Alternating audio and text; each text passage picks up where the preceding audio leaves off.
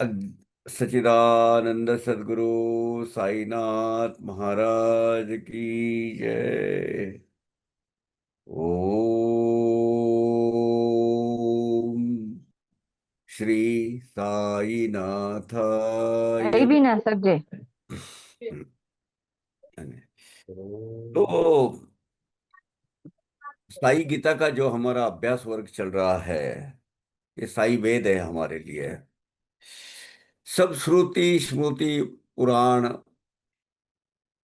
इन सब का निचोड़ निकाल कर इस साई सच्चरित ग्रंथ बनाया गया है। ऐसा अगर मैं कहूँ तो वो कोई अतिशयोक्ति या एग्जैगरेशन नहीं होगा, बड़ा चढ़ाकर बात नहीं होगी। क्यों कि भगवत गीता से डायरेक्ट वो उसका जो मूल स्रोत है, ये सब इसका वो भगवत गीता से है, ज्ञानेश्वरी से है। चलो चलिए आज का शुरू करते थे। वो भी 41 निकालिए। उसमें पहले दो तीन है, एक इम्पोर्टेंट। मैं सिर्फ चुनिंदा सम लीलाएं ले रहा हूँ कि अपना मूविया ले रहा हूँ कि अपना प्रवाह, अपना वो जो धारा है वो आगे बढ़ते रहे। सत्संग करने की यही निशानी, वृत्ति हो जाए समाधानी, नाना स्थानों पर बसता मन यही, क्या यह कहलावे प्रभु लीन। क्या वो कहलावे कहलावे प्रभु लीन। सत्संग, सत्संग यानी क्या? तदे आध्यात्मिक व्यक्ति का सानिध्य या आध्यात्मिक ग्रंथों का अभ्यास करने वाला, आध्यात्मिक विचारों के अनुगामी तथा आचरण करने वाले सज्जन पुरुष के परमार्थपूर्ण विचार जो होते हैं उनको सुनना, उनके प्रवचन सुनना, अर्थात सत्संग करना होता है। सत्संग यानी अच्छे लोगों का संग, ये विचारों का आदान प्रदान होता है। इसमें इसमें कलेक्टिव एफर्ट्स होते हैं जो सबको एक कारवा बनाकर आगे लेके जाने के हैं। सज्जनों के सानिध्य में रहकर अपनी चित्त वृत्ति एकाग्र कर, एक चित्त कर अपनी निष्ठा जो भिन्न भिन्न स्थानों पर रखने वाले जो होते हैं, तो ऐसे लोग जो होते हैं विचलित मन के होते हैं। उनका मन एक जगह का स्थिर नहीं होता है। ऐसे विचलित मन को परमेश्वर के लीन में है, ऐसा कहा जाता है। क्या कहा सकते हैं कि हम, लिखा इधर, क्या वो कहलावे प्रभु लीन। वो प्रभु के चरणों में लीन है, संपूर्णता सरेंडर, ऐसा नहीं कर सकते। क्यों? क्योंकि वो मल्टीपल ऑप्शन रखते हैं भगवान के स्वरूप के। सोमवार को एक शिव जी, मंगलवार को वो कोई अम्बा माता, बुधवार को कोई और बृहस्पति, अपना सॉरी कोई दूसरी माता, गुरुवार को भगवान का वार, गुरुवार का वार, शुक्रवार को अगेन समथिंग एल्स, शनिचर को शनि का वार, इतवार को अगेन रविवार का, ये जो संडे है, संडे में तो नॉर्मली सूर्य का वार। ये जो चीज है, इस भगवान के सब स्वरूप एक ही है।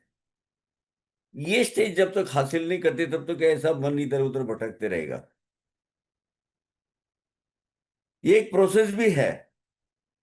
इस प्रोसेस में आप इस स्टेज में, ये जो स्टेज है कि अपना आराध्य दैवत कौन है, अपना उद्धार काल किनके हाथ में है, कौन अपने नियत गुरु है, इसकी खोज करने के वक्त ये जायज है। लेकिन एक बार अपने गुरु की खोज हो गई, अपने उद्धार करता ये है, उसकी अनुभूतियां हो गई, उसके बाद फिर भी अपन क्या करते हैं, नहीं हाँ मैं बाबा का भक्त हूँ, रोज उनके पूजा पाठ अर्चा वगैरह मेरा जो नाम स्मरण करता हूँ, लेकिन आज सोमवार है ना, जाना चाहिए वहां, नहीं तो शिव जी गुस्सा हो जाएंगे। अरे बाबा, साई बना तो महाराज जी से, वही भगवान साई शिव जी का अवतार है। वही कृष्ण है, वही डाकोर नाथ है, वही शंकर है। सब ये जब जब ये स्टेज आ जाएगी ना, तो फिर आपको सत्संग की महती समझ जाएगी। चलिए आगे बढ़ते हैं। अतः होकर पूर्ण सावधान, श्रोता भाव पूर्वक करे, श्रवण करे निरूपण करते, यह श्री साई सच्चरित श्रवण भक्त प्रवण मन हो जाए। भक्ति का इजहार या भक्ति का दृश्य स्वरूप सेवा होती है। और इस स्टेज में भक्ति करते करते आदमी में बाबा अपने अपने आराध्य दैवत के सेवा में कब जुट जाता है पता नहीं चल जाता, क्योंकि मन में भक्ति ठूस ठूस कर भरी होती है भगवान सदगुरु स्वरूप भगवान ने। तो होता यह है कि वो सेवा के माध्यम से बाहर पड़ती है, और यह सबसे बहुत बड़ी उपलब्धि है। इसलिए भक्तगण एकाग्र चित्त होकर भक्ति भाव से ये निरूपण सुने। श्री साई सच्चरित का श्रवण चिंतन मनन करने से मन भक्ति मार्ग पर लग जाता है, और भक्ति करने हेतु हमारा मन क्रियाशील बन जाता है। क्रिया, इधर क्रिया बहुत इंपॉर्टेंट है। क्रिया से सेवा भाव प्रकट होता है। यही श्री साई चरणों से मैं प्रार्थना करता हूं। अभी आगे। कथा संगति से होगी तृप्ति, पावे चंचल मन विश्रांति, तिल मिलाहट की होगी निवृत्ति, सुख सौमिति पाओगे। सुख का सही अर्थ, एक समाधानी जीवन कैसा जीवन जीना चाहिए, एक enrich life full with spirituality satisfaction कैसा जीना चाहिए, वो आपको इस ग्रंथ का पूरा जब अध्ययन करेंगे तब पता चल जाएगा। अब करे पूर्व अनुसंधान, मस्जिद माही का जीर्णोद्धारण, जल राम जन्म कथा का कीर्तन, बड़ा ही निरूपण। आगे अभी आगे कथा चलती है, कथा आगे बढ़ जाती है। तो कथे में एक्चुअली पहले राम जन्म का कथा का निरूपण आता है, बाद में ये मस्जिद माई का जीर्णोद्धारण आता है। हुआ यूं कि राम जन्म का उत्सव 1911 शके 1833 में पहले मनाया गया है ये। लेकिन उसके भी ही पहले 1833 शके यानी 1911, और ये जो है उसके ही पहले बाबा के नाम का उर्स होना चाहिए। उर्स क्या है? यानी वर्ष की एक विशिष्ट स्थिति तिथि पर मनाया जाने वाला, विशेषतः मुसलमान अलिया पीर आदि का महोत्सव, यानी बाबा का। बात ये होती है, अब मैं मुसलमान यहाँ नहीं तय हो रहा हूँ, या उर्स की बात कर रहा हूँ। अब इसमें दो चीज आती है। उर्स किसका मनाया जाता है? उर्स मरहूम जो होते हैं, जो अपना देह त्याग करते हैं, ऐसे महान अलिया होते हैं, उनके नाम पर उर्स मनाया जाता है। अब जिनको अपने जीवन काल में देह में रहते ही अलिया वली अवतार, ये अगर उसका उपाधि हासिल की हो उन्होंने अपने आध्यात्मिक सामर्थ्य के बल पर, तो उनको जिंदे वली बोलते हैं। ये जीते जागते परमेश्वर है। वैसे जो जवाहर अली की बात हुई अपनी चौथे अध्याय में, जो हजरत बापू शाह फाजल शाह जिंदे वली उर्फ उर्फ अकबर अली उर्फ जवाहर अली, ये जो है जिनकी नगर में जो मस्जिद है, उनकी मजार है वहाँ, उनका उत्सव उनके जीवन काल में ही चालू हो गया था, इसलिए उसको जिंदेवली बोलते हैं। बाबा को भी आप जिंदेवली बोल सकते हैं, अगर आध्यात्मिक अपने इस्लाम धर्म की परंपरा को अगर आप मानते हो, तो उनको जिंदेवली बोल सकते हैं। अब ये जो है, ये 1897 में गोपाल राव गुंड नाम के एक आदमी, एक रेवेन्यू डिपार्टमेंट में गो इधर थे, अपने कोपरगांव में। उनकी कोई संतान नहीं थी, बाबा के दर्शन को आ गए, उनको संतान की प्राप्ति हो गई, बहुत ही समर्पित हो गए बाबा प्रति। अब उनको ऐसा लगा कि इतने बड़े महान हस्ती है ये, तो उनके उपलक्ष्य में कहीं ना कहीं सालाना कुछ उत्सव की योजना बनानी चाहिए। अब क्योंकि वो रिवरी डिपार्टमेंट के सर्कल इंस्पेक्टर, सर्कल यानी कि इलाका होता है एक विभाग, तालुका का, उसके वो सर्कल होते हैं। एक तालुका में लगभग 4-5 ऐसे लोग होते हैं, और उनके हाथ, उनके गांव में वो 15-20 देहात होते हैं, वो सर्कल होते हैं। ये गोपाल मुंडू को ऐसा लगा कि यार, बाबा के नाम पर कुछ न कुछ उर्स का आयोजन होना चाहिए। तो इस उपलक्ष्य में हर वर्ष शिरडी गांव में आनंदोत्सव के लिए एक कुछ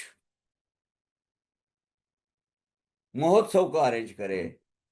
इनकी इच्छा ऐसी जागृत हो गई। उन्होंने वो तात्या कोते पाटिल, दादा कोते पाटिल, इनको बोली, माधवराव, प्रमुख जो जन थे वहां उनको बोली। उनको सबको ये विचार भाया बहुत।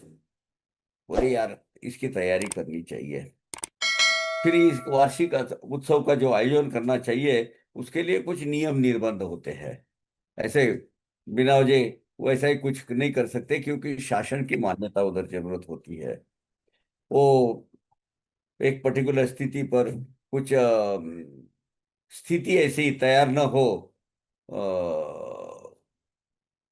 सामाजिक स्थिति में बिगाड़ ना हो, उसके लिए जो आयोजन करना होना होता है सरकार की तरफ से, शासन की तरफ से, उसके लिए उनकी इजाजत होनी जरूरी होती है। अब वो इसके लिए गांव वालों ने एक प्रस्ताव ग्रामाधिकारी कुलकर्णी नाम के, केशव अनंत कुलकर्णी जो थे, उनके नाम पर उन्होंने उनके पास दे दिया। वो कनिष्ठ स्तर के ग्रामाधिकारी होते हैं, उनके हाथ से। वो कुलकर्णी, ये कुलकर्णी बोले तो आज के पटवारी या वो जो तलाठी बोलते हैं ना, वो। तो उन्होंने अपना एक रिपोर्ट लिख दिया। अब देखो कैसे बात का पतंगड़ बनाया जाता है। उन्होंने क्या रिपोर्ट लिखा कि भाई, फिलहाल इस एरिया में ये जानलेवा बीमारी की एपिडेमिक डिसीजेस बहुत चालू है। और जब ऐसा महोत्सव का आयोजन होगा तो बहुत सारे लोग संक्रमित हो जाएंगे, बहुत सारे लोग इकट्ठा हो जाएंगे। तो ये जो फैलाव, ये जो एक एपिडेमिक डिसीजेस है, ये संक्रमित जो होते हैं, उसका अपेक्षा अब उसकी मतलब इसको नजरअंदाज नहीं किया जा सकता। ये आशंका है मुझे। ऐसा रिपोर्ट करके उन्होंने कलेक्टर को भेज दिया। अब डिस्ट्रिक्ट कलेक्टर ने उनको बोल दिया कि नहीं करना है, कोई जरूरत नहीं। अब वो ये एक कृति पर कुलकर्णी को विलन ठहरा दिया। वो बेचारा बाबा का परम भक्त। 1911 में उनकी अ, मृत्यु हो गई। 1911 में जो महामारी आई थी ना, उसमें ये केशव अनंत कुलकर्णी गए हैं। बाबा के परम भक्त, परम चहेते, इनकी बहुत अच्छी लीलाएं हैं। हालांकि साई सच्चरित में वर्णित नहीं है, लेकिन दूसरी जगह है। तो लेकिन बाबा की इच्छा थी कि बाबा की अनुमति ली गई थी। तो वो फिर प्रस्ताव फिर से कलेक्टर को पुनर्लोकन इसका हो जाए, रिव्यू हो जाए, और फिर से उस पर सुनवाई हो जाए। इस तरीके का आयोजन किया गया। अभी परब्रह्म बाबा की इच्छा हो तो वो तो होना ही होना था। तो फिर वो परमिशन मिल गई, और तब से उर्स का आयोजन होने लगा। अब बाबा ने देखिए, इसमें एक बहुत बहुत अहम बात यह है कि उर्स जो होता था ना, एग्जैक्टली रामनवमी के दिन होता था, और बाबा ने वो तिथि चुनी थी। हालांकि रामनवमी का उत्सव का स्वरूप इसको नहीं दिया गया था। वो 1911 में हो गया आगे, रामनवमी के। फिर उसके आगे क्या हुआ, कुलकर्णी के विरोध के कारण एक बार वो वापस आ गए। फिर दूसरा दूसरी बार वो आगे तो अप्रूव किया गया। अभी इस वक्त क्या होता है नॉर्मली, उस वक्त प्रतिवर्ष दो ध्वजाएं आती थी बाबा के। मुझे रामनवमी उत्सव 1911 में, उसको जो स्वरूप रामनवमी का आया, वो उसका जो स्वरूप बदला, वो हो गया 1911 में। लेकिन शुरुआत उर्स के तौर पर 1897 में शुरू हो गई। ऐसे हुआ ये बात कि लक्ष्मण महाजनी, ये इंदौर के थे लेकिन बम्बई में कार्यरत थे। वो काका महाजनी बोलते थे उनके।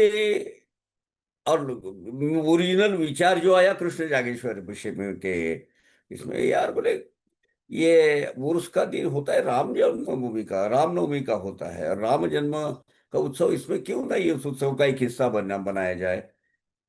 तो उन्होंने ये बात काका महाजनी को बताई।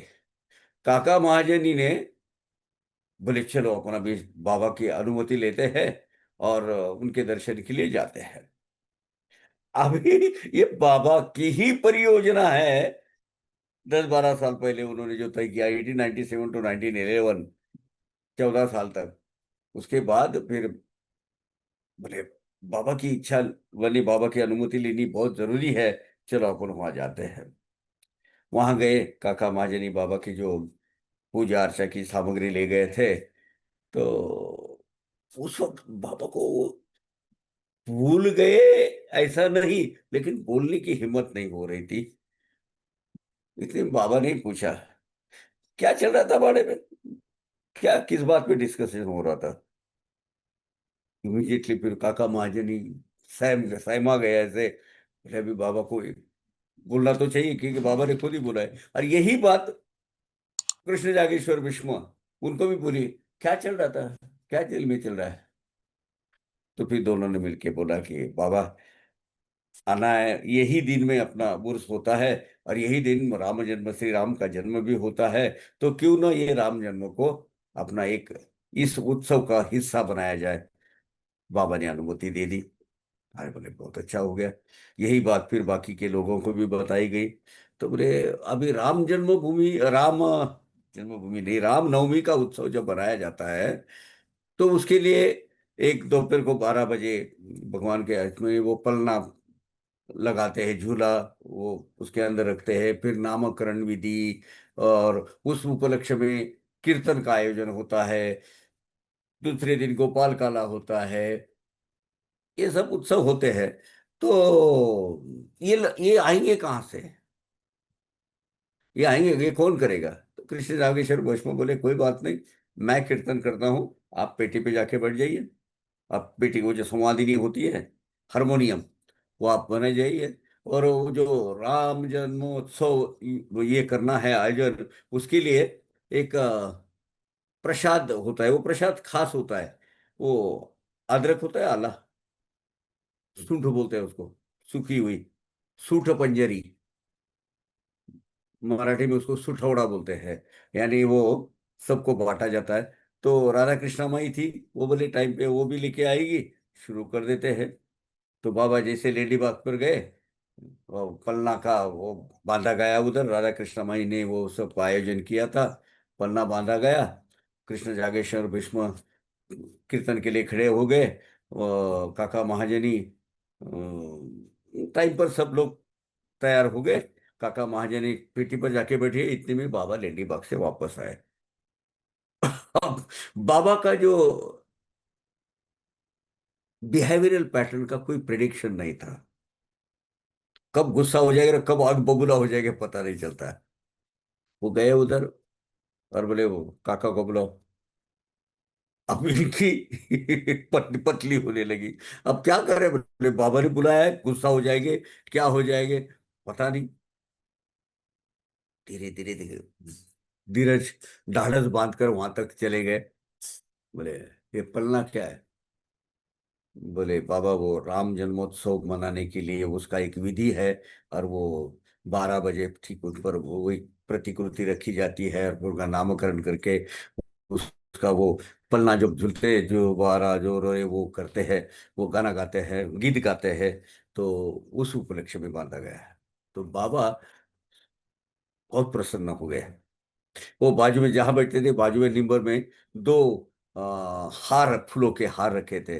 इमीडिएटली काका महाजनी को एक डाल दिया, और बोला दूसरा वो कृष्ण जागेश्वर विष्णु को जाके पहना देना। चलो बाबा का आशीर्वाद मिल गया। बहुत अच्छा। कृष्ण जागेश्वर विष्णु पहले ही एक बहुआयामी व्यक्तिमत्व, multi faces, multi talented person. तो इसीलिए वो बहुत अच्छी तरीके से वो उत्सव का आयोजन किया गया। अब उसमें एक बात और एक अशुभ बात ये हो गई कि वो जो राम जन्मभूमि राम का वो पालना बिलना जो तैयार किया था, वो जो वो इसमें राम का जन्म मनाया गया, उसके साथ में इमिजिएटली गुलाल वगैरह जो है वो लोग ऐसे फेंकने लगे, पुकार ये लगे, तो उसकी कुछ चंद बूंदे बाबा के आंख में जाके बैठ गए। बस फिर जो शुरू हो गया, वन सबको वन टू का फोर इतना कि बाबा एकदम आग बबूला हो गए, एकदम नारसिंह अवतार धारण किया। ये बोला अभी तो बोले ये सब तहस नहस कर देंगे, पलना छोड़ देंगे, तोड़ देंगे, ये देंगे वो करेंगे, अभी शाम बाहर जाए कौन। वो इधर वो राधा कृष्ण भाई बोली, अरे पलना छोड़ दो, जल्दी पलना छोड़ दो, वो टूट जाएगा, अशुभ चीज हो जाएगी, राम जन्म महोत्सव हम कर रहे हैं, जाओ जाओ जल्दी। काका महाजनी आगे थोड़ी धीरे धीरे ढाढ़स बांधकर आगे निकलने गए। इतने बाबा बोले क्या कर रहे हो? बोले वो पढ़ना छोड़ना है। नहीं, अभी उसकी जरूरत है, अभी अभी रुकना, वो अभी उसको छोड़ना नहीं। अब बाकी के लोग समझे नहीं, अभी राम जन्मोत्सव तो हो गया है, तो बोले उसकी अभी जरूरत है। फिर बाबा का गुस्सा भी थोड़ा शांत हो गया, सब हो गया। दूसरे दिन ये बाबा को पता है, ये बाबा की परियोजना है। दूसरे दिन गोपाल काला का कीर्तन होने के सिवाय वो जो राम जन्मोत्सव की वो जो उत्सव मनाया जाता है उसकी समाप्ति नहीं होती है, सांगता नहीं होती है। इसीलिए दूसरे दिन गोपाल काला मनाया गया। उसके बाद वो उत्सव खत्म हो गया। इस तरह 1911 में वही अपने उर्स के ही कोख से क्या बोलते हैं, रामनवमी उत्सव मनाना चालू हो गया। अब इस वक्त क्या होते हैं, इस वक्त दो निशानें लगती है, निशान। वो निशान का विवरण अपन बाद में करते हैं। पहले अपन वो दो निशान कैसे कि एक आता है दामोदर नाका सर का, दूसरा आता है नाना साहब निमोनकर का। वो कहाँ सजाया जाता है बालाजी पिलाजी को, वो बाद में अपन डिटेल डिटेल में देखेंगे। तो अब बोले दूसरे वर्ष में कैसे करेंगे उसको। तो दूसरे वर्ष में बाला बुआ सुतार, बहुत जाने माने कीर्तनकार कथाकार, जो हर साल यहाँ उस वक्त सातारा जिले में थे, अभी वो सांगली जिले में है वो गांव। वो सांगली गांव से ताजगांव की तरफ आएंगे तो 15 किलोमीटर पे, मैं वहां जाकर आया हूँ। बहुत ही शिव जी का पुराना मंदिर है, सिद्ध महादेव का मंदिर है वो। उसके लिए उसको गांव है कौठे, कौठे एकन बोलते हैं उसको, या विराट सिद्ध कौठे बोलते हैं। ये कम से कम 2700 से 3000 वर्ष पूर्व का, ये वर्ष पूर्व का ये मंदिर है। और इनकी जो सनद देखी गई वहां तो बादशाह क्या नाम उसका, अकबर, मेरे ख्याल, हाँ अकबर के जमाने से इनको सालाना इस मंदिर की देखभाल करने के लिए 124 रुपए गवर्नमेंट ग्रांट थी उधर, वहां से, तब से वो मंदिर है। संत शिरोमणि नामदेव महाराज, नामदेव महाराज ने भी वहाँ एक एकादशी को कीर्तन किया था, इसलिए उसको नामदेव पाठ करके एक डायस बनाया है। जाकर आया हूँ। अपना साई सच्चरित्र देखेंगे भावानुवाद, तो उसमें मैंने जो कुछ जो फोटो निकाले हैं, उसमें लग रही बहुत अच्छी पुष्करिणी है वहाँ। बहुत भव्य दिव्य ऐसा मंदिर है, बहुत बड़ा। तो उन वहाँ ये जो बालाबास उतर है, उनको साल में दो कीर्तन करने की उनकी मतलब ऑफिस, उनको ये थी अपॉइंटमेंट ही समझ लो आप, परमानेंट अपॉइंटमेंट। 30 रुपए मिलते थे उनको वहाँ। एक आषाढ़ी एकादशी को करना है, जब भगवान विष्णु भगवान स्वरूप, कृष्ण स्वरूप पंढरीनाथ महाराज की जो उत्सव मनाया जाता है पंढरपुर में, उस दिन कीर्तन करना है। और दूसरा रामनवमी को करना है। तो बालाबास उतार उस वक्त अवेलेबल हो गए। वो कीर्तन किया उन्होंने बाला बसोतर में। अब उनको हर साल में वहां जाना होता था, तो दूसरे साल वो नहीं थे। दूसरे साल में फिर मुंबई में परल में रहने वाले, हालांकि वो इधर के थे, वो भी इधर वेस्टर्न महाराष्ट्र के थे, लेकिन उनको बुलाया गया, काका महाजन ने उनको लेके आए। बाला बुआ माली, उनका नाम बाला बुआ माली। वो आधुनिक संत तुकाराम का कहते थे उनको। तो उन्होंने अभी के, तो उन्होंने वो कीर्तन की, कीर्तन का आयोजन हुआ। तीसरे साल बाला बुआ सातारकर ये खुद कैसे अवेलेबल हुए, इसकी बहुत रोचक कहानी है। हुआ यूं कि उधर वो कुछ हैजे की बीमारी हो गई वो विराट सिद्ध कोठे में। और उन्होंने लिखा गांव वालों ने कि इस वक्त हम कुछ आयोजन करने वाले हैं नहीं, तो इसीलिए आप एक काम करो, ये इस वक्त मत आओ।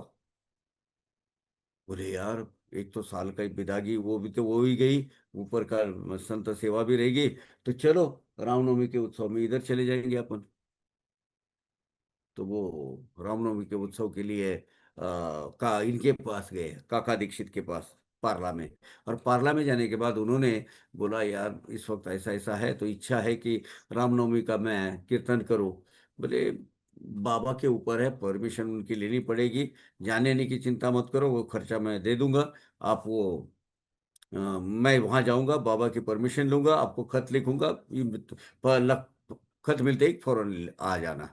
वो उस वक्त का तीसरे साल का भी बाला बाबा सातारकर ने बहुत अच्छा कीर्तन वो बनाया, वो तो नामचीन लोग थे। और बाबा ने उनको उस वक्त 150 रुपए की विदाई दी। कितनी? 150 रुपया। जो सालाना वहां 30 रुपया मिलते थे, यहाँ एक ही साल में 5 साल की उनकी आमदनी हो गई। बहुत खुश हो गए वो। अरे भाई, इतना बड़ा इतनी बड़ा उपहार उनको मिला था। और चौथे साल में दास गनु का आगमन होने के बाद बोले, गनु, आज से ये तेरी जिम्मेवारी। तो 1962 तक, 62 to 65 तक, ये जो है 62 सॉरी 62 तक, 60 साल तक ये दासगनु महाराज वहाँ कीर्तन करते रहे। और वो रामनवमी, राम जन्म नवमी का जो उत्सव है, उनके अध्यक्षता के अंदर, उनके लीडरशिप में, उनके नेतृत्व में वहाँ वो आयोजन उसका हमेशा होता था। अब थोड़ा सा दिन स्वरूप थोड़ा बदल गया। एक 2 मिनट लूंगा, 5 मिनट। आज थोड़ा सा अपन 9:30 बजे खत्म करते हैं। लास्ट टाइम बहुत ज्यादा वो प्रवाह के इसमें हम ध्यान नहीं रहता है, जी जी बोलते काका, चले प्लीज गए प्लीज बातें। आप कंटिन्यू कीजिए, अभी बारह तो मिनट नॉर्मली राम जन्म का उत्सव ले लेते हैं हम। अभी क्या होता है, ये चैत्र मास में होता है। और चैत्र मास में शिरडी में पहली बार 1911 में इसका आयोजन किया गया, ये त्योहार मनाया गया। उसकी उसकी जो पहली जो इच्छा जागृत हुई कृष्ण जागेश्वर भस्म, और उन्होंने बोल दिया लक्ष्मण राव यानी काका महाजनी को। तो होता कैसे, आज अभी उसका स्वरूप ऐसा है। तो पहले दिन अखंड पारायण होता है और पालकी समारोह, नगर प्रदक्षिणा होती है उसकी। दूसरे दिन मुख्य उत्सव का आरंभ होता है। पहले दिन तो सिर्फ ये होता है। और सवेरे 5:15 बजे काकड़ आरती होती है और अखंड पारायण का समाप्त होता है। वो बड़ी चीज है। वो टोकन निकालते हैं और कुछ चंद भक्तों को 53 अध्याय 53 लोगों को अलर्ट करते हैं इस वक्त। और वो उसका निरूप ये होता है। इस वक्त तो बहुत अच्छा दूसरा भी आयोजन किया गया था ये साल से। गोरक्ष गाड़ीलकर साहब जो उनके नेतृत्व में अभी प्रश्न मंजूषा रखते हैं, साई सच्चरित पे प्रश्न मंजूषा रखते हैं। जो 50 या 100 कुछ किताब लिखे हैं, आज ही मैंने पढ़ा वो। और उसके ऊपर चांदी का सिक्का और नारियल ऐसा स्वरूप, उन जो लोग उनमें उत्तीर्ण हो जाएगी, ऑनलाइन परीक्षा होती है वो, और वो करते हैं। बड़ी धूमधाम से अभी मनाया गया है वो। तो सवेरे 6:05 में मंगल स्नान। गांव के लोग व साई भक्त गोदावरी कोपर गांव से वो कावड़ से पानी लाते हैं। वो तीर्थ पवित्र जल, उसमें बाबा के पादुका का और बाबा के क्या बोलते हैं, मूर्ति जो है उसके स्नान करवाते हैं, सबको शुभ अवसर मिलता है। फिर सवेरे 8 से लेकर 9 बजे तक गेहूं के बोरे का आदान प्रदान होता है। ये गेहूं का बोरा बाला निवासकर जो नासिक के थे, जिनका जिक्र आगे है, वो उनके वो बाबा को लाके देते। वो तो उनका तो ये था कि जितना अनाज हो गया वो लेकर आते थे, बाबा हाथ लगाते थे, आशीर्वाद देते थे, एक थैला अपने पास रख देते थे। वो थैला आज भी हर साल बदलाया जाता है। जो पुराना है वो प्रसादालय में भेजा जाता है, नया जो है वो समाधि मंदिर से बड़े जश्न के साथ में, बड़े समारोह पूर्वक वो द्वारका माई में लिया जाता है, द्वारका माई में रखते हैं। ये 8 से लेके 9 बजे तक होता है। 12 बजे जो है श्री राम जन्म का उत्सव होता है। वो पलना समाधि मंदिर में बांधा जाता है, वो टांगा जाता है। फिर राम जन्म का सूचक स्वरूप ये सब विधियां होती है। और 12:30 को दोपहर की आरती होती है। फिर 2 से 4 बजे तक ध्वजों का अदला बदल जाना होता है। अब बाबा के जमाने से ये चलता है। अभी 3 टाइप के ध्वज है। एक है गेहुए कलर का ध्वज है, वो संस्थान द्वारा आता है, वो उसमें। और वो जो कसीदा वाला थोड़ा होता है ना, जो उसमें ये जो संस्थान द्वारा दिया वो जो है वो दामवाना का होता है। और निमोनकर के घर का रंग वो हरे वाला होता है। दोपहर को 2 बजे गेहुए रंग के ध्वजों को समाधि मंदिर में पिलाजी गौरव के घर से साथ वाली जो खुली खुली जगह है वहां पर लाया जाता है, वहां बड़े समारोह के साथ। और हरे जो जिसमें कशीदाकारी की होती है ना, वो जो है वो एक बांस के डंडे को लगाकर तुकाराम सुतार सुतार जो जिन्होंने चावड़ी का पुनरुद्धारण किया था, अभी आगे आएगा, वो उसके उनके घर में वो सजाई जाती है। एक बड़ा बांस का टुकड़ा लिया जाता है, उसके ऊपर वो रख देते हैं, और बड़े ढोल ताशे और बाजे के साथ में, शहनाई के साथ में, ललकारी और जुलूस के साथ में वो धूमधाम से शिरडी गांव में घुमाकर, मतलब थोड़ी सी प्रदक्षिणा कर कर द्वारका मई में लाया जाता है। वहाँ गेविये ध्वज को द्वारका मई के दक्षिण द्वारका मई के जो ऊपर दक्षिण स्वर तरफ लिखा रखा जाता है। और अन्य दो ध्वज है द्वारका मई के छत पर फहराए जाते हैं उधर। रात को 9 से 10 बजे चंदन समारोह होता है, जो संदल बोलते हैं उसको। अब्दुल बाबा के जो वंशज है वो ये प्रथा को पूर्ण करते हैं। एक थाली में चंदन का धूप रखकर वगैरह वो जुलूस शिरडी गांव में से निकाला जाता है। और ये सर्वधर्म समभाव का प्रतीक है शिरडी, कि सब लोग उसमें उत्सव से भाग लेते हैं। और थाली का चंदन फिर धूप हाथों में निम्बर के पास वो ऐसा चिपकाया जाता है, हाथ के ऐसे निशान, जो चंदन सैंडल पाउडर होती है ना उसका। रात को 8 बजे से 11 बजे तक, 8:45 से 11 बजे तक रथ यात्रा निकलती है, ग्राम प्रदक्षिणा होती है समाधि मंदिर में। और फिर रात को 10 बजे भजनों का कार्यक्रम शुरू हो जाता है। अभी थोड़ा उसमें उत्सव में थोड़ा सा ज्यादा ग्लोरी आ गई है। बड़े बड़े लेखक गायक उनको बुलाया जाता है, उनको प्रवचन का आयोजन किया होता है। बड़े बड़े जाने माने श्रेष्ठ सिंगर, उनका आध्यात्मिक कार्यक्रम का आयोजन किया जाता है। इस तरीके से राम जन्मभूमि आती है मेरे मुंह पर, रामनवमी का उत्सव हुआ, ये मनाया जाता है। अगले एपिसोड में हम देखेंगे मस्जिद माई का पुनरुद्धार। जी जी काका, हम चाहते हैं कि आप हमें थोड़ा सा बताइए, बट विस्तार पूर्वक। हाँ जी। हाँ जी, हम अगले एपिसोड में, मतलब नेक्स्ट सेशन में, हम जो आपने बोला हम उसको कंटिन्यू करेंगे। हाँ, बहुत बस ही। उतना ही है, बाकी ज्यादा कुछ है नहीं उसमें। जी जी, नहीं नहीं काका, ये उसकी भी जो। एक रोचक कहानी है। वो जो जी। मस्जिद माई का जीर्णोद्धार यानी जोरदार है। पुनर्निर्माण, और आगे आगे जो है ना सभा मंडप जी जी जी। का, उसका वर्णन आएगा कि वो किस तरीके से किया, बाबा कितनी आपत्तियां करते थे, कितनी अड़चने पैदा करते थे। फिर बाद में हुआ, अभी का जो है वो फिर से रिनोवेशन में हुआ था। लेकिन 78-79 में वो जहांगीर फ्रामजी दारूवाला, इन्होंने 2200 रुपये दिए थे, उसके ऊपर उसका विस्तार किया गया था। पहले तो सिर्फ 8 खंबे थे, वो बाद में देखेंगे। चलिए अपन आगे शुरू कर देते हैं। जय साई राम, जय साई राम जी ओम साई काका, राम। हर चीज हमें बताइएगा तो हमें अच्छा लगेगा सब कहानियां सुन के। अ, जरूर। मैं क्वेश्चन आंसर सेशन पे आता हूँ।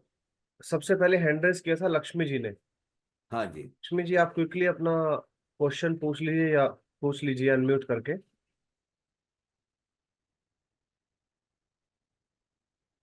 हाँ जी, साई राम काका जी, साई सही राम राम। सही राम। एवरीवन, चंद्र जी। आ, मेरा प्रश्न ये है कि आपने बोला था राम ये क्या है ना, उर्सु उर्सु के बारे में बोला था ना आपने।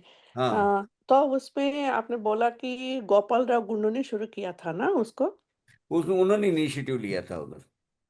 हाँ, तो मेरा प्रश्न ये है कि गोपाल राव गुंड तो वो तो मुसलमान नहीं है ना, लेकिन ये उर्स तो मुसलमान का फेस्टिवल है जी। तो उस तो उन्होंने कैसे किया, वो मेरा प्रश्न है जी। बाबा के प्रति उनकी भक्ति थी ना। हाँ हाँ, और तो इसकी बाबा के, वजह से। ये बाबा इतने महान अवलिया अपने पास यहाँ है, हमारे आराध्य दैवत है। हाँ तो हाँ, बाबा के प्रति वो उसका निर्माण किया जाए, ऐसी उनकी मंशा हो गई, इच्छा हो गई, और उन्होंने उसका इनिशिएटिव लेके शुरू कर दिया। अच्छा अच्छा जी। हाँ, क्योंकि गोपाल बाबा राव तो क्या है हमारा है। आप बाबा तो कौन है, आप मानो वो है। आप जो हम्म, जो जिस स्वरूप में उनको मानते हैं, आप उनको हम्म, अवलिया फकीर लगते हैं, कुछ को वली अच्छा लगते हैं, कुली मतलब बहुत ज्ञानी अवतारी पुरुष लगते हैं, कुछ को गुरु लगते हैं। तो हाँ आप हाँ, जिस स्वरूप से देखते हैं उस स्वरूप से भक्ति स्वीकारते हैं बाबा। अब गोपाला गुंड को ऐसा ही इच्छा हो गई कि भाई बाबा का उपलक्ष्य में कि उर्स का मनाया जाए, तो वो उन्होंने उर्स मनाना चालू कर दिया। अच्छा जी। ठीक है जी।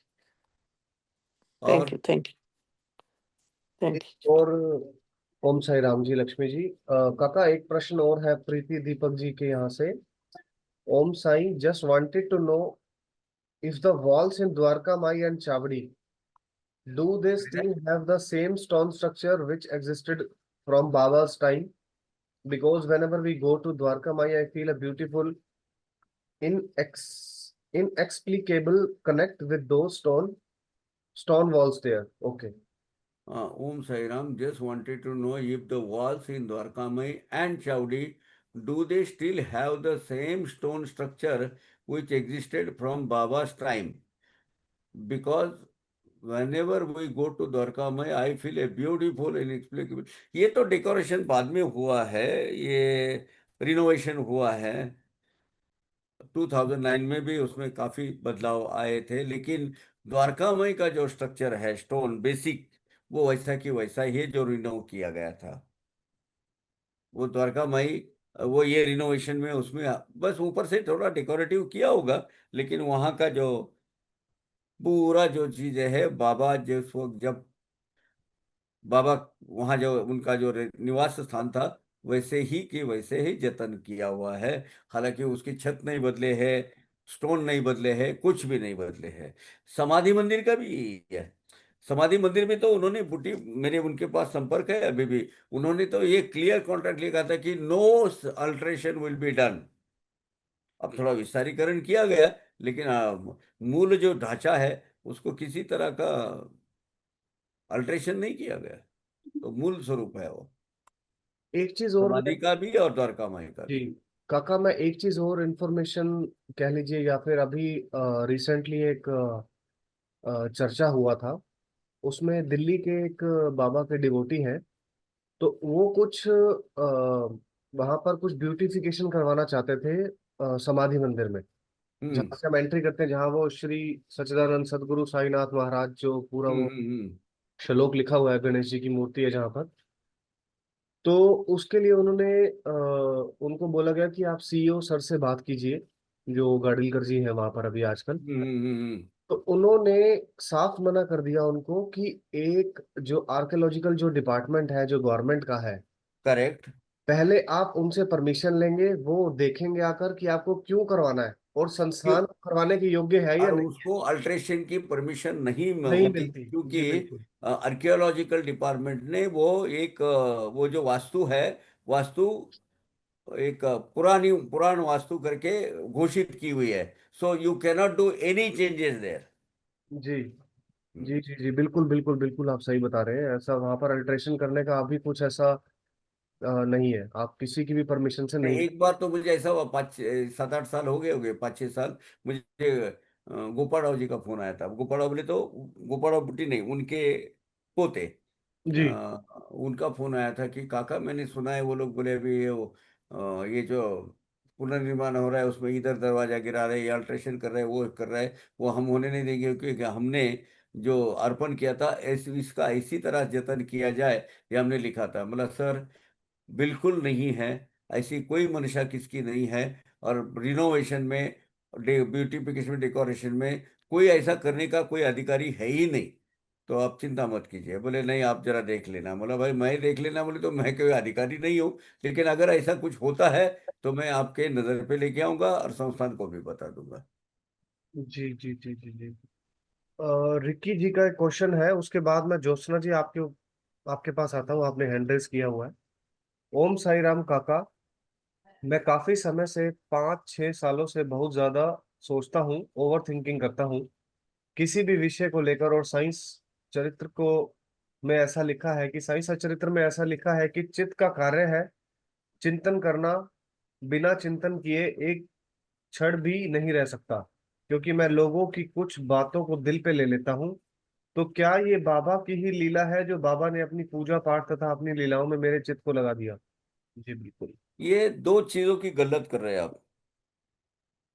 विचार जो निकलते हैं, खास तौर पर स्पिरिचुअल अच्छे और आध्यात्मिक विचार होते हैं, वो चित्त से निकलते हैं। और आप जो सोचते हो वो मन में सोचते हो। दिल और मन, ये दो चीज ऐसी है, वो एक दूसरे के कॉम्बिनेशन से सोचती है। और मन ज्यादा, मन मन ये सोचने का काम मन करता है।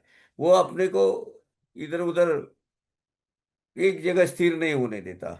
और उसी यही कारण है कि आप जो ओवर थिंकिंग कर रहे हैं, जो आपको लगता है कि ये सेल्फ रियलाइजेशन प्रोसेस मोड में हो आप खुद बोल रहे हो कि मैं खुद जरूर से ज्यादा सोचता हूँ। यस, सोचना ही नहीं है, सोचना नहीं बोले तो मन को, जो आप जो जरूर से ज्यादा काम को लगा देते हो ना, मन का कोई ठिकाना नहीं है, मन की कोई विचारधारा नहीं है। आज ये सोचेगा, कल वो सोचेगा, पर सोचेगा, और वो कभी आपको, ये चंचल मनोवृत्ति वाला है, वो स्थिर भी नहीं होने देगा।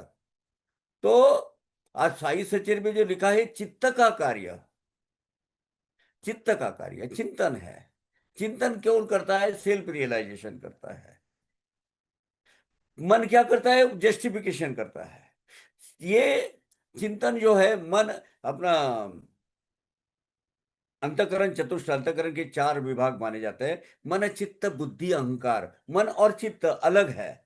चित्त में जो विचार उभरते हैं वो चिंतन के माध्यम से, यानी आत्म रियलाइजेशन के माध्यम से, सेल्फ रियलाइजेशन के माध्यम से निकलते हैं। और वो है, वो आपको चिंतन करने के लिए प्रोत्साहित करते हैं। और इसीलिए बाबा के आप चरणों में हो, अपनी पूजा पाठ तथा लीलाओं में मेरे चित्त को दिया है, चित्त को दिया है, मन को नहीं।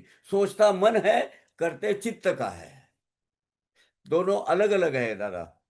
तो जरा थोड़ा सा उस पर गौर कीजिएगा। बहुत अच्छी बात है Ricky ji, you are on right path.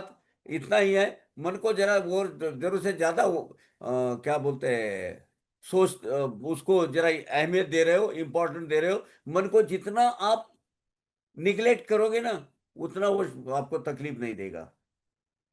मन की सोचो ही मत। वो दिल जो भी कहेगा मानेंगे, दुनिया में हमारा दिल भी तो है, कोई मतलब नहीं है उसका। दिल में कहेगा मानेंगे, किसके मुंह पे जाके थप्पड़ मार, किसी लड़की को छेड़, चलता है क्या? नहीं। जो चित्त से उठता है ना, उसमें इस तरीके के विचार नहीं आएंगे। Okay Ricky ji, I hope I answered your question. Thank you काका। काका, अभी 2 क्वेश्चन और लेते हैं हम। पहला क्वेश्चन होगा ज्योत्सना गुप्ता जी का। प्लीज आप अनम्यूट कीजिए ज्योत्सना जी, आपने हैंड रेस किया हुआ है। जी काका जी, ओम साई राम। हाँ, ओम बी साई राम से प्रीशियस, बोलिए। Be precious. जितना है, मतलब इन्हें आपका जो क्वेश्चन है, क्वेश्चन के हद तक ही बताइए। जी जी जी आपका जी जो क्या काका होता है कृष्णा जी, इलेबरेटिव ज्यादा होती हो आप, क्योंकि आप लेखिका हो। जी बोलिए। जी काका जी, ये मेरा एक पर्सनल क्वेश्चन है, मन और चित्त जो अभी आपने बात की, इससे संबंधित। मान लिया क्या, एक मंदिर है यहाँ पे, हमारी कुल सत्य का मंदिर है, तो वहां पे मैं जाती थी। वहां पे किसी डॉगी ने पपीज दिए, 6 पपीज दिए। तो अब वो भूखे पड़े रहते थे, कुछ मतलब उठते नहीं थे, कमजोर कमजोर से थे। तो अब दिल ने कहा या मन ने कहा कि भाई इनको दूध पिला देना चाहिए या दही खिला देनी चाहिए, ताकि ये थोड़े से पल जाएं जैसे भी हैं। तो मैंने वहां पे पूछा भी कि क्या इन्हें दूध वगैरह मिलता है? उन्होंने कहा बस ऐसे ही पड़े रहते हैं जी, कौन देता है? तो मैंने उन्हें वहां पे उन्हें दूध देना शुरू कर दिया। दूध देना शुरू कर दिया, वो लोग अच्छे होने लगे, लाइव होने लगे। फिर कुछ दिन बाद 6 में से एक की डेथ हो गई। मैं कहा चलो कोई बात नहीं, होता रहता है इनमें आपस में लड़ाई झगड़ा। फिर 2 और खत्म हो गए। तो ये भी समझ में नहीं आया कि मैं पहले दिन पिला के आई हूँ दूध और अगले दिन खत्म हो गए, जबकि पैकेट का साफ बर्तन में दूध होता है, उससे कोई मतलब नहीं है कि खराब होगा। कल मैं जब लास्ट मतलब वहां जाना था मुझे मंदिर, और कल गई, तो कल पता लगा कि जो 3 बाकी बचे थे उन्हें भी खत्म कर दिया गया। किसी ने बताया कि उन्हें जहर दे के खत्म कर दिया गया, क्योंकि वो लोग मतलब पॉटी वगैरह करते थे। जबकि किसी दिन एक दिन मैंने पूछा भी था उनसे कि कोई कोई दिक्कत तो नहीं करता, कोई एतराज तो नहीं करता? अगर नहीं करता तो मैं भाई नहीं लाऊंगी, या कुछ ऐसे है। तो अब मेरा मन कल से अशांत है कि क्या मैंने दूध पिला के गलती करी, या मतलब अगर मैं ना पिलाती तो शायद वो ना मरते, या समझ नहीं आ रहा मुझे कि क्या। ऐसा है, हर एक आत्मा की एक गति होती है। आप सर्वाइवल परसेंटेज अगर आप बताओ देखेंगे डॉगी के बारे में, इट इज मेयरली 2 to 3% होता है। 10 10 12 12 बच्चे होते हैं, मेरे पास भी डॉगी ये है। तो वो उसमें से हार्डली 2 3 सर्वाइव होके आगे चले जाते हैं। तो ये कुदरत का नियम है, ये है। आप किस भावना से उनको देती थी? भूखे को रोटी, पैसे को पानी, इस भाव से वहां तक ही आप रहो, वहां तक ही आप रहो। आप उनको खाना खिलाती थी, आप उनको दूध पिलाती थी, उनको जरूरत थी। अभी आपको बुरा इस बात का लग रहा है कि किसी ने उनको जहर पिला के मार दिया और वो जी अपने आप को कोस रही हो, इसका अपने आपस में क्या संबंध है?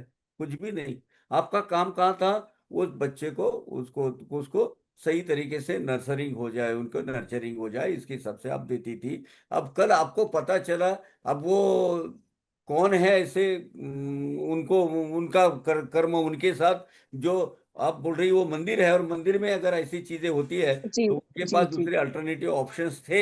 इसका मतलब वो जी। मंदिर नहीं, वो दुकान चलाते हैं वहाँ। चलते हैं जी। सीधा नहीं, सीधी बात है। अगर उनको होता, तो अगर ये प्रॉब्लम उनको तकलीफ भी होता, उनके प्रशासन को तकलीफ हो जाती थी, उनको हिंड्रेंसेस हो जाते थे, उनको उठा के किसी बाहर रख देते हैं, कुछ भी कर देते हैं, बिल्कुल।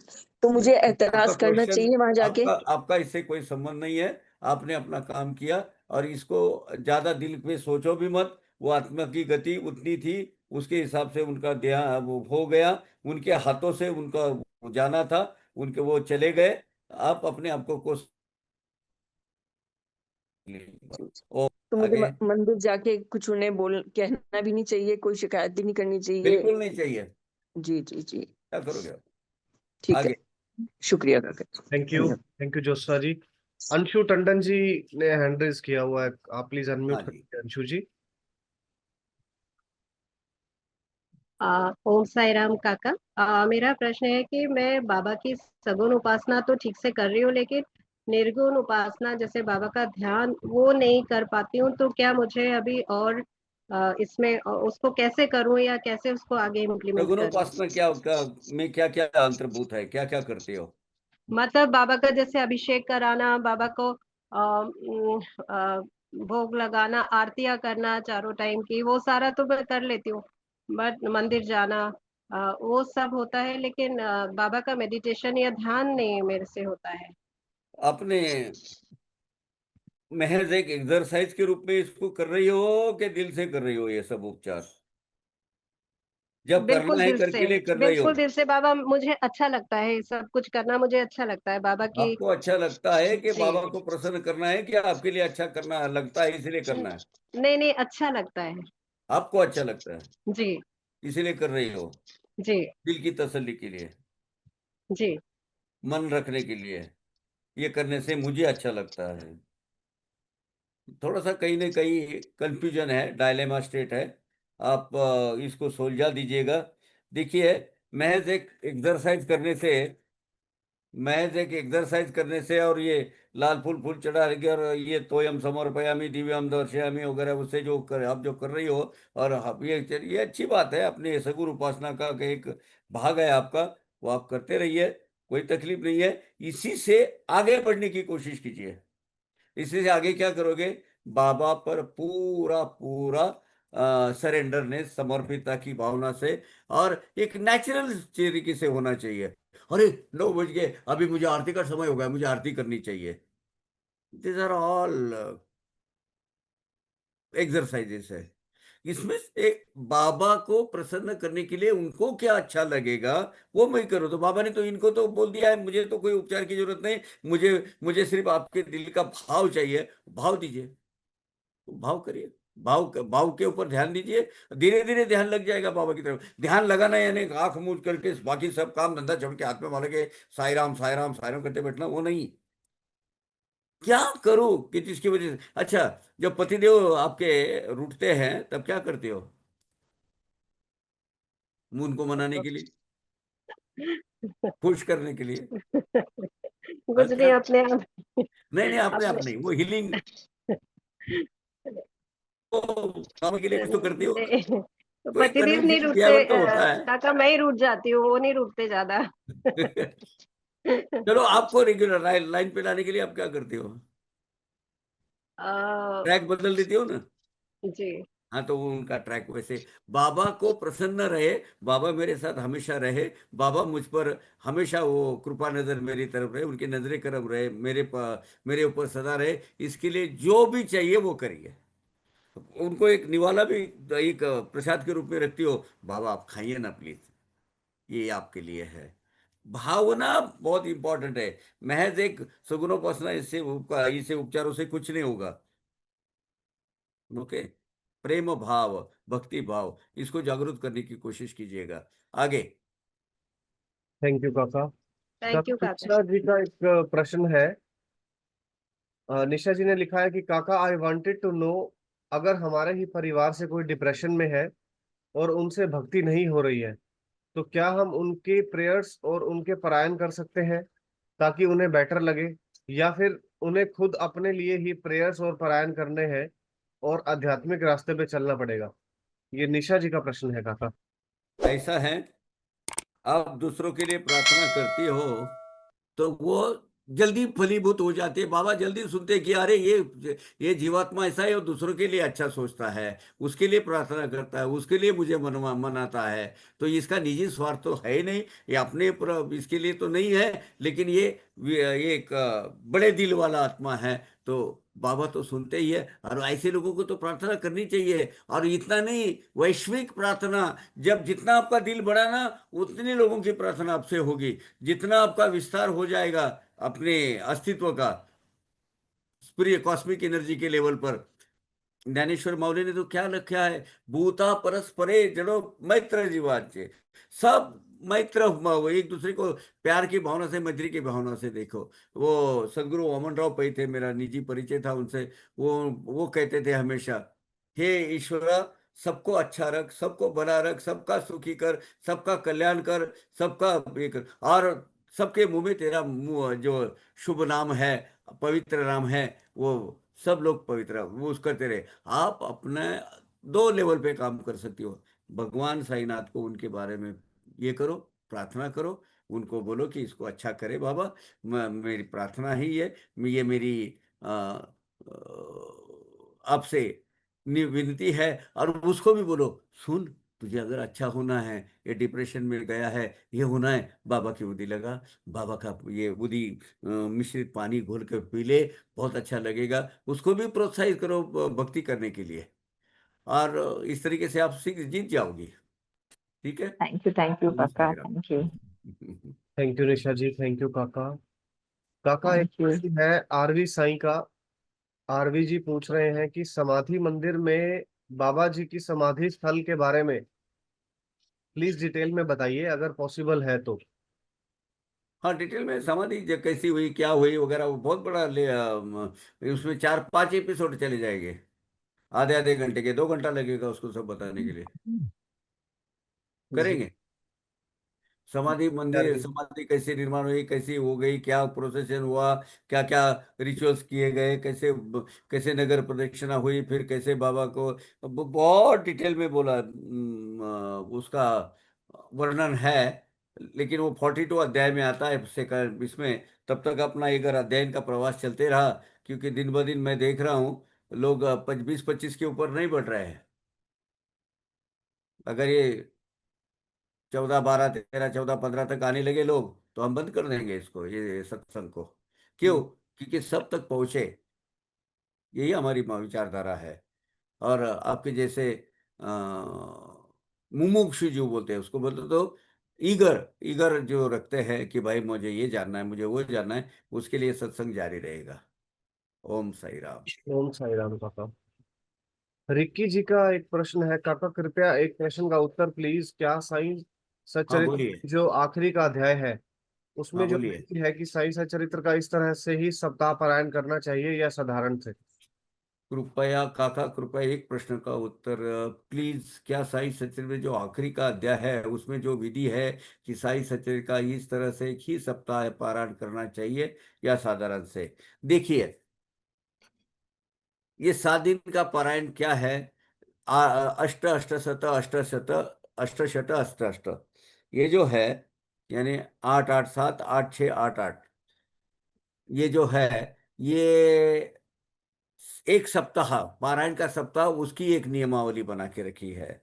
लेकिन मेरा मानना यह है, मेरी निजी विचारधारा ये है अध्ययन करने का ग्रंथ, स्टडी करने का ग्रंथ, अभ्यास करने का ग्रंथ है। किसने कहा है आपको कि डेली 8 अध्याय पढ़ो? किसने कहा डेली पूरा एक अध्याय होना चाहिए? 10 वो भी पढ़ो, आप अपना शेड्यूल डिसाइड करो। और लेकिन ऐसी पढ़ो कि वो जो एक बार यहाँ बैठ जाए ना, तो फिर निकलनी चाहिए नहीं चाहिए। सिर्फ अध्याय पढ़ने से हम सर बाबा कहते हैं जाना है, ऑफिस जाना है, ये इससे कुछ हासिल नहीं होने वाला, सिर्फ स्मरण भक्ति हो जाएगी आपकी। सप्ताह पारण अपने हाथ में, कुछ लोग 3 दिन में करते हैं, कुछ लोग 6 महीने में करते हैं, मुझे 1 साल लगता है पूरा पढ़ने के लिए। क्योंकि मैं वो एक एक वो भी समझने के बाद ही उसको पढ़ता हूँ। और ये जितने भी होली स्क्रिप्चर्स है अपने, ये अध्ययन के विषय है। सिर्फ परायण यानी क्या? परायण जो कर रहे हो, परायण यानी उसका उसमें स्पेशलाइज करना, परायण होना, परायण यानी स्पेशलाइज, उसमें ज्यादा से ज्यादा उस पे परायण यानी यस, उसमें निष्णात हो जाना, एकदम अब क्या बोलते हैं, पंडित हो जाना, उसमें विद्वान विद्वान विद्वत्ता प्राप्त करना, एंड हाँ एक्सपर्ट, एक्सपर्ट हो जाना उसमें। तो आप साई सचेत में एक्सपर्ट बनना चाहते हो, अब किस लेवल से? अब मुझे एक इसमें गया था, एक सत्संग में गया था, मेरा एक प्रवचन रखा था 1-2 घंटे में, तो उन्होंने एक आदमी उठे, बोले काका मैंने साई सचिन का 100 बार पारायण किया है। मतलब बहुत अच्छा है, मैं जब उनके चरण छुए जाके, सीनियर आदमी थे, हो गए 10-15 साल इसको।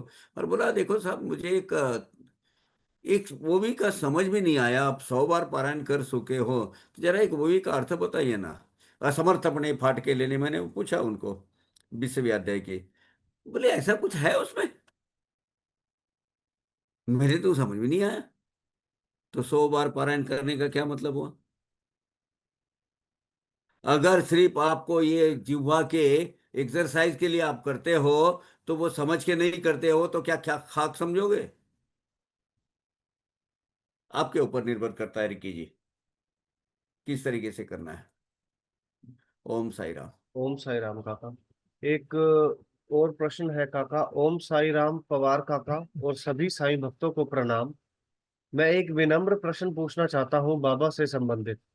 साईं सच्चरित्र के एक अध्याय में वर्णन आता है कि एक बार श्यामा को एक धोती स्वीकार करने में संकोच हो रहा था, तो उन्होंने 2 चिट्स बनाकर बाबा के छवि के सामने रखे थे।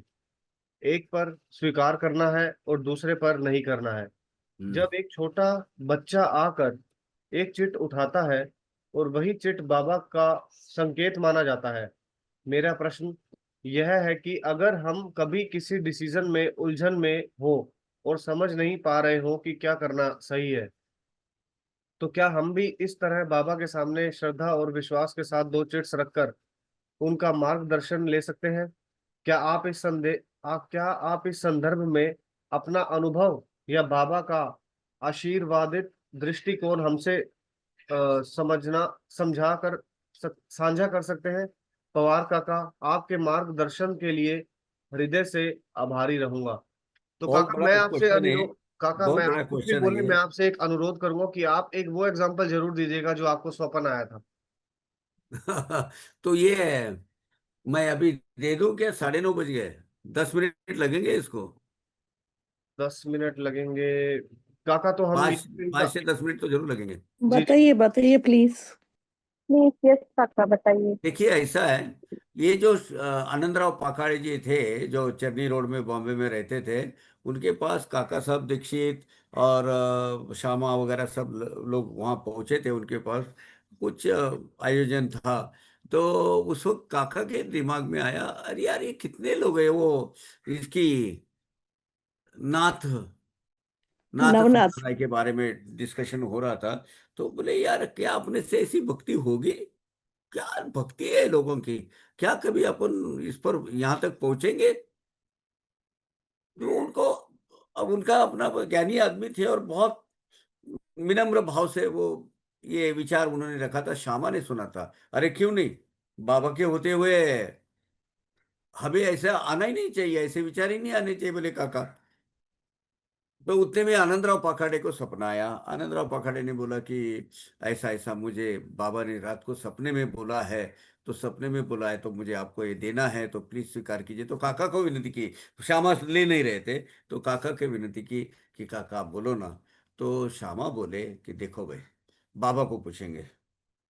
वो बहुत अच्छा विस्तृत कहानी है वो। बाबा को पूछेंगे, बाबा अगर हाँ बोलते हैं ले लेते हैं। अब बोले बाबा आज भी हमारे साथ है। अभी वो कल का जो कन्वर्सेशन था कि क्या अपनी भक्ति अपने बाबा को स्वीकार करेंगे, ये नाथ जो है श्रीनाथ परंपरा है, ये नवनाथ है, ये किस लेवल के लोग थे और हम कहाँ हैं?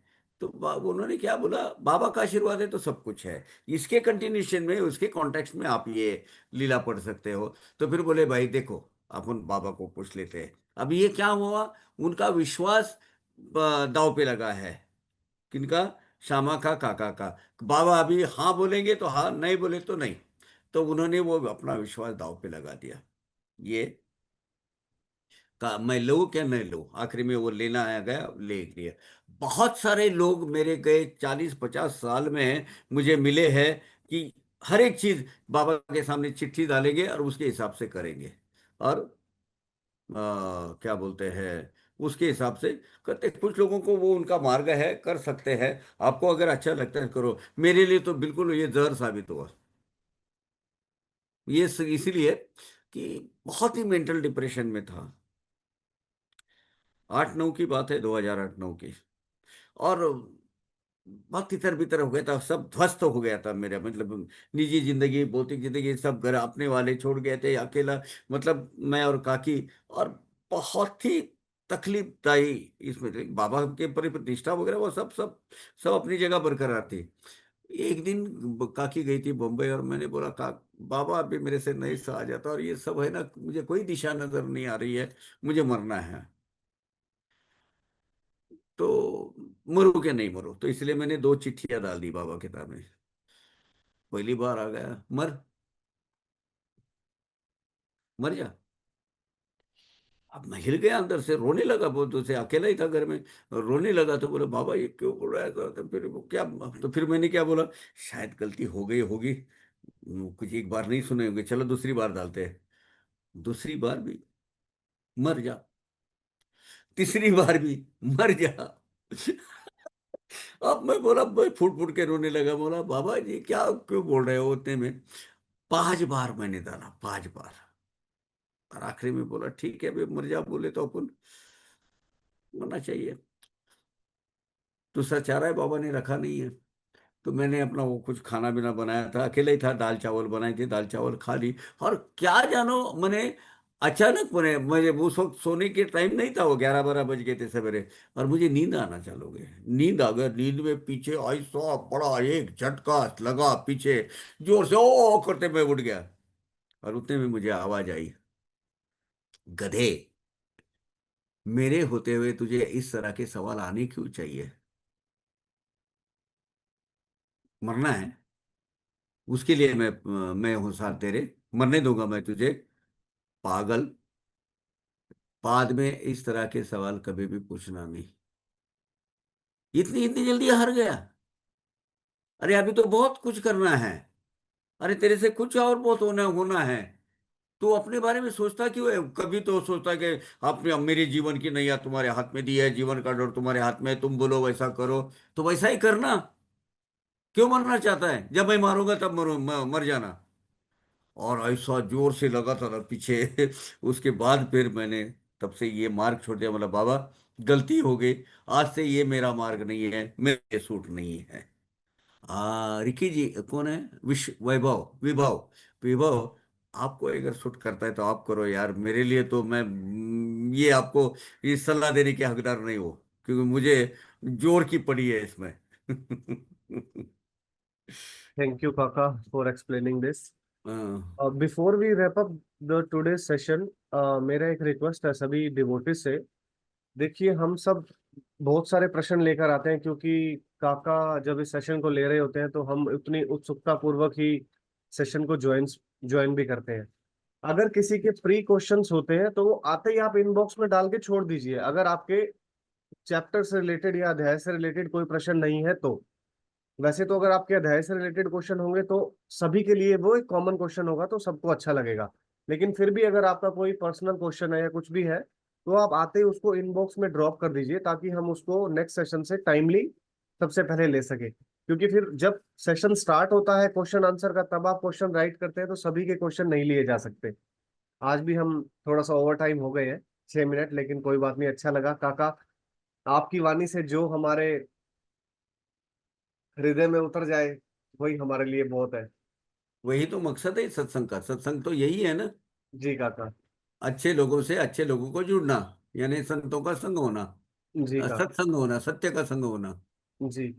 अच्छा। अध्याय को इस आज के सत्संग को समाप्त करने से पहले एक बार सूर्य भैया के लिए प्लीज, हाँ, सुजय भैया के लिए प्रार्थना कीजिए, वो रिकवरी हो रही है उनकी बहुत अच्छे से स्पीडी बाबा की रिकवरी के कृपा से। लिए। जी। और मैं सबसे प्रार्थना करूंगा कि ये अपना साई संगम जो नवंबर में होने जा रहा है, उसका सब सब जितने भी है अपने मेंबर, मैं इस पर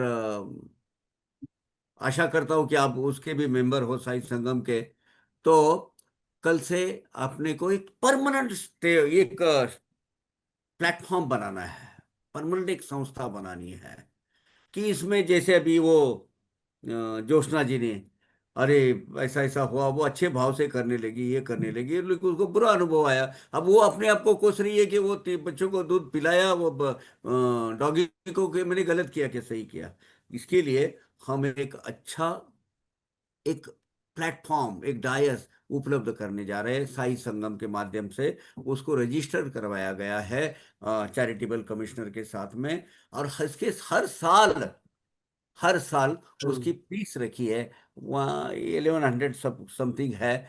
ये एक अच्छे काम के लिए जाएगा। उसमें ऑर्फनेज को खाना खिलाना, गुसाई भक्तों को ये क्या बोलते हैं, बाबा के दर्शन दिलवाना, सत्संग अरेंज करना, हर एक चीज को पैसा और हर एक चीज को श्रम लगता है।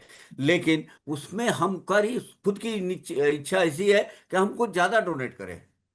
हम 1100 रुपये में नहीं, मैं निजी तौर पर ज्यादा करने वाला हूँ। बाकी के लोग तो वो आज तक, वो सुजय भैया तो खुद ही लाखों रुपए खुद ही कर रहे हैं उसके ऊपर, लाखों रुपया, क्योंकि वो बोलते हैं कि ये बाबा का है, बाबा का। लेकिन हमारा भी कोई दायित्व तो बनता है, सब उसका मेंबर बने। उसमें सौवेनियर, लोगों से संपर्क, ऐसा साई संगम का आयोजन, शिरडी में सत्संग का आयोजन, ये इस तरीके के जूम मीटिंग, ये इसका एक हिस्सा रहेंगे। आप, मैं सबको निवेदन करूंगा, मिनिमम 1100, मैक्सिमम आप कुछ इवेंट भी स्पॉन्सर कर सकते हैं। जैसे अभी 14, 15, 16 वहाँ नवंबर में वो इवेंट हो रहा है, आ जाइए। एक टाइम का नाश्ता बोलो या एक टाइम का खाना बोलो, आप स्पॉन्सर कर सकते हो। वो बच्चे हैं वहाँ, अपने ऑर्फनेज को हम मदद करने जा रहे हैं, वो उसको अगर उसमें आपको योगदान देना है आप दे सकते हैं। आपके ऊपर है, कोई कंपल्शन नहीं। लेकिन और कोई ये भी नहीं, हाँ, लेकिन हमारी इच्छा ये है कि जब हम इतने जुट जाते हैं बाबा के नोबल कॉज के लिए, हम साथ में रहते हैं, तो एक क्यों ना एक ऐसी संस्था बनाई जाए, एक रजिस्टर्ड, जिसमें अच्छे लोग हों, अच्छे शुद्ध भावना वाले लोग हों, जो अपने निजी स्वार्थ के लिए काम नहीं करे। मैं जानता हूँ सब लोग ही इतने डिवोटेड है, वो सोचते भी नहीं है। इसको एक लीगल प्लेटफॉर्म दिया जाए, एक स्थायी स्वरूप दिया जाए, और इसमें सब लोग ज्वाइन हो, एटलीस्ट अपना कंट्रीब्यूशन देकर। ऐसे मैं सच्चे दिल से प्रार्थना करूंगा। और आप में से अगर कोई ऑफर नहीं कर सकता है, मुझे निजी तौर पर बताइएगा, मैं आपका कंट्रीब्यूशन खुद भरूंगा। लेकिन वे चाहते हैं कि सब साथ में मिले। ये साई की ये जो ज्योत है, भक्ति ज्योत, ये ऐसी ही जलती रहे। ये मेरी निजी भावना है, और बाकी के लोगों की भी यही भावना है। उसमें बहुत सारे लोग हैं, पूजा गर्ग जी है, लवीना जी है बैंगलोर से, चंदर भैया है, ये और सबसे हमारे मेंटर है सुजय जी, सुजय जी खंडेलवाल। तो I really appreciate if you can join it. Thank you very much. Thank you. Yes काका, हमको तो ये मालूम नहीं था, तो can you put that Sujay ji in the Chandra भैया प्लीज टेक इट एंड जी चालू जी, करिए उसको, उनको, इन लोगों को ज्वाइन कर दीजिए, करने दीजिए। प्लीज हाँ। और जी, काका ये आप मुझे मैसेज सत्संग कर मान दीजिए, मैं आपको सारे लीजिएगा। डिटेल शेयर कर देता हूँ। ये उनको कांटेक्ट एड्रेस वगैरह, फॉर्म वगैरह क्या है, लिंक वगैरह उनको दे हाँ दीजिए। जी, पंपा जी, मैं आपको मैसेज कर रहा हूँ, आप उस पर एक बार चेक कर लीजिए और रिप्लाई कीजिए। वो जो लिंक दिए हुए ना, वो जी जी लोगों ने, अपने साई संगम वालों ने, किसमें दे दीजिए उनको। किसमें दे रहे हो चंद्र भाई, किसमें दे रहे हो आप? इसी हाँ, चैटिंग में आपके पास एक मैसेज आया होगा, अभी आप चैट बॉक्स हेलो। खोलिए। हाँ जी। ओके, देख रही हूँ मैं। हाँ, मैं आ रहा हूँ अभी। क्यों, क्या हुआ बेटा? जी चैट बॉक्स में तो देख रही हूँ मैं। ओके। हाँ हाँ, आ, अच्छा अच्छा, ठीक है।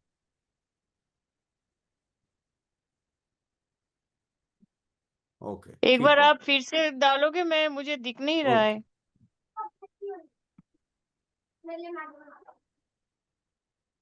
है। जी आप चंद्र भैया, आप मेरे को आप व्हाट्सएप में डाल सकते हो? जी, व्हाट्सएप में मैं चेक करता हूँ, आपका नंबर मेरे पास अवेलेबल है तो मैं आपको वहां डाल देता हूँ। मैं नंबर दे दूं इसमें? जी जी, आप प्लीज दे दीजिए, आप मुझे डायरेक्ट मैसेज कीजिएगा पब्लिकली नहीं। अच्छा, मुझको भी ओके। चाहिए वो लिंक जो भी है, एक so that general I can message he also डाल put जी it. जी, दीजिए, सब बिल्कुल लोग बिल्कुल। ज्वाइंट हो हाँ जाएंगे साई जी जी संगम जी, हाँ, में। that will be मैं better so that. जी जी जी, मैं आपको इसमें सब डिटेल्स डाल देता हूँ, ठीक है, इसी में डाल देता हूँ। ठीक है जी। जी, ओम साई राम, ओम साई राम, ओम साई राम। ओके। अब ओम साई राम। नंबर सुजय भाई से मिल जाएगा। जी जी जी जी जी जी जी, सबको मिल जाएगा हाँ, आप। आप मेरे को, हाँ हाँ, आप मेरे को व्हाट्सएप में, मैं भूल जाती हूँ बहुत, तो नहीं व्हाट्सएप में नहीं आप नहीं, डाल दोगे तो I can Sai get it. Sangam में डाल दीजिए, सभी लोग देख लेंगे ना, साई साई संगम जी ग्रुप संगम में का डाल जो दीजिए। ग्रुप बिल्कुल है बिल्कुल उसका बिल्कुल, मैं इनको साई मेंबर संगम में बना डाल हाँ दीजिए दूंगा, ना। जितने लोग वहां पर जुड़े हुए हैं हाँ, सबको मिल जाएगा जी, बिल्कुल। साई सभी के लिए संगम में डाल। जाएगा। हाँ, तो जी, सबको मिल जाएगा ना। ओके हाँ ओके ओके जी, ओके। हाँ, ठीक। थैंक यू काका। एंड ये सत्संग आप मत बंद कीजिए, क्योंकि देखिए इधर 12 बज के तब भी हम लोग बैठे रहते हैं आपका, और रोज हाँ। रात को आपका एक एक मतलब जो अभी आता है ना, वो सुन के, और फिर एक मैं नहीं चला नहीं, देती बंद हूँ करने की भजन ऐसी और कोई सो जाती मनीषा हूँ। नहीं है। मेरी कोई मनीषा नहीं, मैं तो, मेरा जीवन समर्पित है मेरे साईनाथ महाराज के लिए। लेकिन बात यह है कि सुनने वाले कम हो तो बोलने वाले का क्या मतलब हुआ? नहीं नहीं, हम हमको तो तो सुनते हैं। हम तो हाँ, आपका ये दो दो तीन तीन बार सुनते हैं। अच्छा, एक मेरी हम बार दोनों नहीं। ऐसे ही। काका जी, वेरी जो गुड। लोग सुन रहे हैं उनको तो मिलना उसको चाहिए ना। प्रोसेस नहीं कर अच्छा, सकते ना, कोई बात नहीं, कोई बात नहीं, या अपन बिल्कुल चालू दो रखेंगे, दो जारी दो रखेंगे, तीन तीन बार सुनना हाँ, पड़ता है। जब तक ये बिल्कुल साथ कंटिन्यूस काका आपको, कंटिन्यू आपने रखिएगा। जब हो गया 1 मिनट में आपको एक चीज दिखाऊं, आपको सबको दिखाऊं, हाँ बोलो। एक 1 मिनट आप सबको दिखाना है मेरे घर में बाबा का। और ये कभी मैं उसमें डाल दूंगी जब हो जाएगा। ये मेरा एक्चुअली वो है, बाबा का मंदिर है, लेकिन ये मैं देखना सबको, ये है मेरे बाबा का मंदिर। बहुत सुंदर। जी, बहुत सुंदर। अच्छा, ये शिरडी से मुझे मिला, और ये जो माला है ये बाबा का इधर तक था, यहाँ से यहाँ तक आया, और हाँ ये लक्ष्मी देखिए, को मालूम है। ऐसा ही, ऐसा मुझे ही पता है। करिश्मा बाबा ने दिखाया था आज से 20 साल पहले, विजय हाँ, कोटी जी के घर ऑफिस में ये भी ये भी दिखाते ये हैं। भी मैं इसको बंद करके रखा, तो सही ये बात है। दिस एक्चुअली स्टार्टेड ग्रोइंग ये ग्रोइंग बाबा की ग्रोइंग ग्रोइंग। अनुभूति है, ये बाबा की अनुभूति आपको आ रही है। और इस तरीके का मैंने अनुभव इसमें से जा चुका हूँ। विजय कोटे जी जो साई निर्माण ग्रुप के हैं बम्बई में, अपना सॉरी शिरडी में, उनके पास तो बारे बाप रे, तो इतनी लंबी हो गई थी, जमीन तक आ गई थी, और वो हाँ, थे ये काका जी, बहुत पूरा बढ़िया। बाबा, नोएडा में भी एक ये ऐसे ही पूरा हुआ था, मैं बाबा ही खुद देख के मेरे आई घर थी में वहां। सिर्फ ये पूरा बाबा का रूम है काका, बिल्कुल, हाँ ये हाँ हाँ, सिर्फ बहुत बाबा का ही रूम है। बहुत बढ़िया, बहुत बढ़िया। नहीं, ये ऐसे बहुत अच्छी अनुभूति है सबको जो आपने बताई। इसमें जी लोगों की भक्ति में वृद्धि हो जाती है। जी, बिल्कुल बिल्कुल। ओम और साई ये राम। मेरा भी तो शैल आई कंक्लूड? लक्ष्मी को मालूम है, मैंने एक वो पूजा किया था बाबा को वो करके, तो ये जो माला था ना वो इतनी छोटी सी थी, और ये बढ़ते बढ़ते बढ़ते बढ़ते इतना बड़ा हो गया। ये बिल्कुल बाबा इससे भी ज्यादा करिश्मे करते हैं, और ये तो ये करिश्मा ही है। और ऐसे करिश्मे बहुत जगह किए हैं। अभी अभी जो ज्योत्सना जी बोल रही थी नोएडा में, वो भी है। जी, तो मैंने ये भी तो देखा है बिल्कुल। हाँ, बिल्कुल। होता है, और करते कभी हैं। कभी ना, कभी कभी काका इतना महक आता है। कल मैंने बाबा को बोला, बाबा आपका महक आ रहा है अभी, मैं मुझे मालूम है आप मेरे साथ ही हो बिस्तर पे। बहुत बहुत बढ़िया। ये जरा ना सुन, साई संगम में ज्वाइन हो जाइएगा आप। नो श्योर, मैं तो हमेशा सुजय भाई को बोलती हूँ, कुछ भी है तो मेरे को बताना। ठीक है। आज का अपन यहाँ कंक्लूड करते हैं, मुझे जी जरा काका। जाना भी है। ओके। जी ओम साई राम थैंक काका यू जी, काका, ओम साई साई राम राम, सुन। साई राम, साई राम। ओम साई बहुत बहुत राम, थैंक यू धन्यवाद काका। सबको। ओम साई राम, शुक्रिया। ओम साई राम।